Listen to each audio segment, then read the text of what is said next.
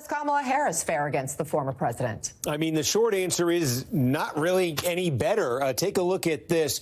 This is the average of all the polls you're talking about there since the debate that tested Kamala Harris against Donald Trump. Trump 47%, Harris 46%. In this same set of polls, when it was Joe Biden, 47% for Trump and 45% for Biden. So the Democratic number on average goes up from 45 to 46. But I think it underscores for Democrats, they view this move as something that's going to improve their chances in the general election.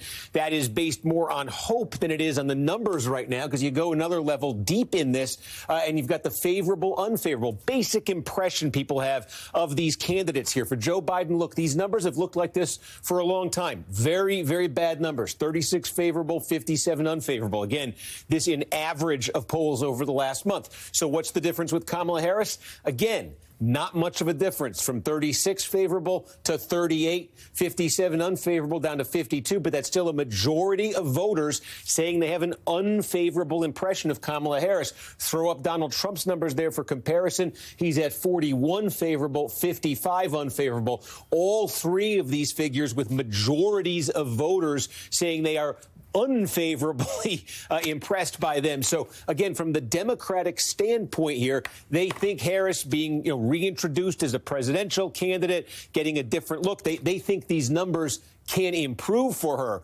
both in the favorables and in the horse race against Trump. But we don't know. As you say, she has not really been tested. Her name never actually got to a primary ballot in 2020. She dropped out a couple months before that. So see how it goes over. Democrats hope these numbers will improve.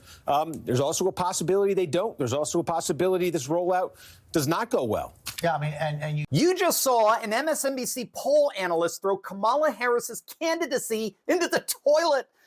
That's exactly what's happening. The Democrats may have thought they could find some kind of reprieve from Biden's collapsing poll numbers, but as it turns out, with Kamala, they've actually gone from bad to worse. Hey, gang, it's me, Dr. Steve, coming to you from beautiful but bit rainy Maine.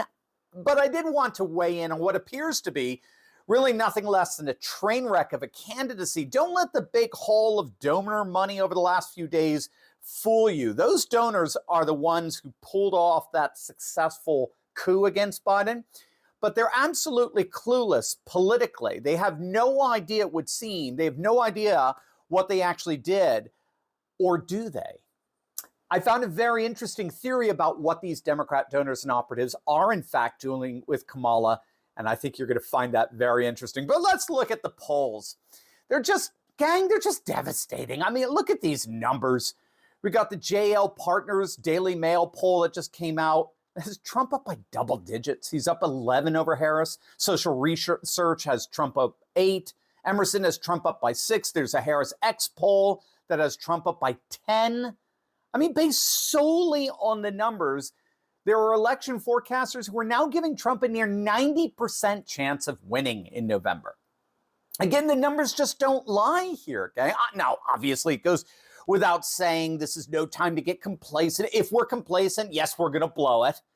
But as you can see, again, just by going by those numbers, we have an opportunity here to crush the Democrats really like never before. Take a look at this from Quinnipiac. Look at this. Now, keep in mind, Quinnipiac is about as favorable to the Democrats as it can possibly get.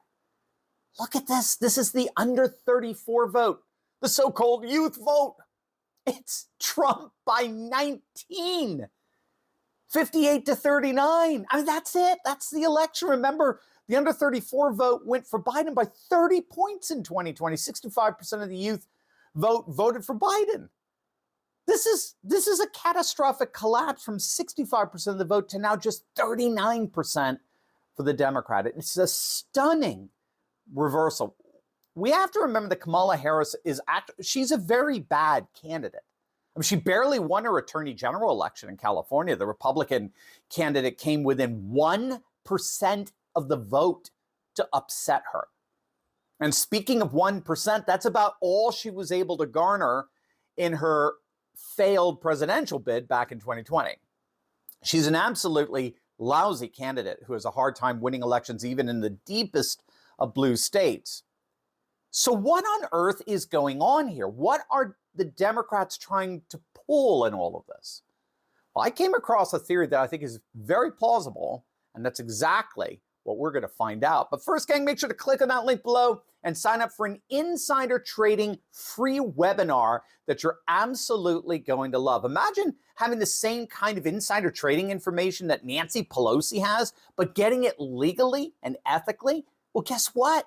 That's exactly what you're going to learn about in this free training on Thursday. It's Thursday, July 25th at 3 p.m. Eastern. It's hosted by my good friend Ross Gibbons. Ross is an insider trading expert whose recommendations have led to investment returns of over 200%. Some have hit as high as nearly 1,500%. It's going to be an amazing free training where you can learn how to trade with the exact kind of the insider knowledge as these politicians, but legally and ethically.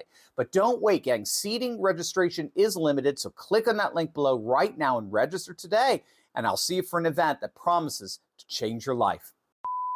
Our good friend Rich Barris of the People's Pundit had an awesome argument in his live stream yesterday. Rich is basically arguing that Kamala Harris is playing the part of a sacrificial lamb. In other words, the powers that be in the Democratic Party obviously recognize she has no viable path to victory. They see it. They read the numbers. That's exactly what the MSNBC clip was all about. Or put it this way, she's no more viable than Sleepy Joe. But there's a key difference.